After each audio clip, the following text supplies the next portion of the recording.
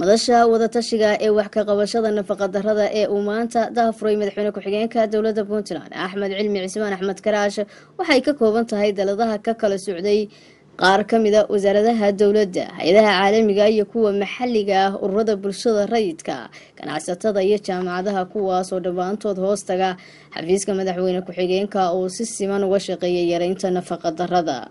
furitaanka shirka oo ay ka qayb galeen wasiirada wasaaradaha ka shaqeeya mashruucan, agaasimayaasha guud oo isla wasaaradaha, madax ka socotay hay'adaha caalamiga ah iyo kuwa gudaha iyo marti kale ayaa lagu lafaguri doonaa inta uu socdo wixii ka qabsoomay, qorshayaashii horey loo dejiyay iyo sida haatan la isaga kaashan lahaa yareynta nafaqa darrada. maxamed cabdisamed cali madaxa mashruuca Sign Moment ayaa faahfaahiyay ujeedka shirkan. shirkeena maanta waa madal aan kaga arisanayno bal sidii si wada jira loogu wada shaqeyn lahaa, nafaqa darradana si wada jira wax looga qaban lahaa. waayo nafaqada wasaaradaha governmentiga waxaa liidh u ah wasaaradda caafimaadka. wasaaradda caafimaadku waxay ka maarmi weyday inay wasaaradda beeruhu la shaqeyso, maaliyaddu la shaqeyso, warfaafintu la shaqeyso, waxbarashadu la shaqeyso, ganacsigu la shaqeyso. mid walba mandatekiisa iyo doorkiisa isagoo qaadanaya bal sidii si wada jiraan wax u wada qaban lahayn loo wada shaqeyn lahaa. labo ajandayaashii action pointinadii hore ee aan gaadhnay sidee iyadana aan dib ugu eegi karnaa maxaa laga qabtay. waxaan kaloo maanta dooda ugu badan saaraynaa Sign Movement waxyaabaha ugu badan ee la ogaaday nafaqa darrada inay keenaan waxa weeye waa cunto xumi, cuntadoo yaraata, cuntadoo tayadeedu xumaato, iyadoo cuntadoo safety hygiene-keedu liito, cunto waxaa ka mid ah dhaqaalahoo xumaada, poverty-ga wasaaradda maaliyadda way nala joogtaa. waxaa ka mid ah xanuuno dhaca, waxaa ka mid ah abaaro dhaca. haddaba waxa ugu muhiimsan waa cunnada. agaasimaha guud ee wasaaradda caafimaadka dowladda Puntland Dr. Cabdirasaaq Xirsi Xasan ayaa ka sheekeeyay heerka nafaqa darrada Puntland iyo tallaabooyinka lagama maarmaanka ah ay tahay in la qaado. laakiin waxaan rabaa halkan inaan xoojiyo fahanka laga qabo nafaqa darradu inaysan kaliya ahayn cunto, laakiin sector walba ay gelayso. waxaa ugu horeeya maalinta ay hooyadu uurka qaado. maalinta hooyadu uurka qaado ilaa 2 sano iyo 10 maalmood ugu horeeya ayaa waxa lagu tiriyaa ilmuhu nafaqa darradiisa xaaladdu sida ay noqoto.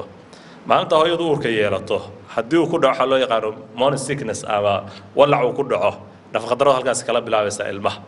intaas uu uurka ku jiro wuxuu ku xirayaa caafimaadkiisu hooyada caafimaadkeeda.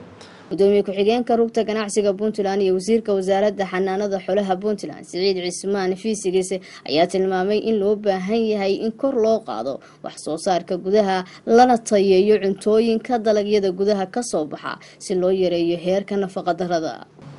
marka anaga ganacsato ahaan cuntooyin la keeno ay wax badan oo nafaqana waa leeyihiin, kuwa badan aan lahayna way yimaadaan oo ganacsato way keentaa.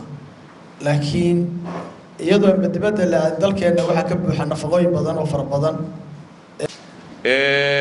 dhinaca xoolaha had iyo jeer dhakhtarku marka uu daweynayo ilmaha hooyada nafaqa darradu hayso ama ilmaha nafaqa darradu hayso wuxuu u qoraa caano ama hilib ama muxuu ahaayey cunto uu leeyahay cuntadaasu nafaqay leedahay.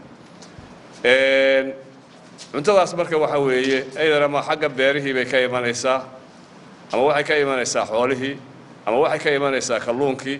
waxyaabaha la isku qoro had iyo jeer waxa weeye waxa ugu muhiimsan waxa weeye waa cuntada.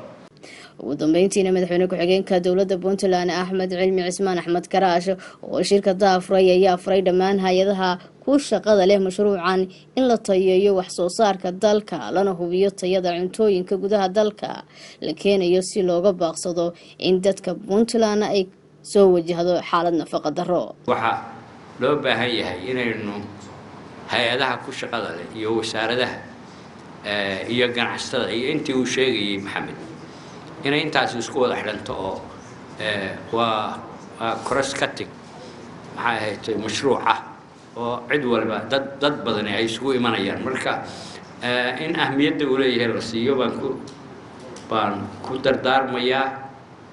waxaan sida loo wadana hadda aad iyo aad baan muqtanac ugu nahay in laga sii dadaalka la sii kordhiyo inaynu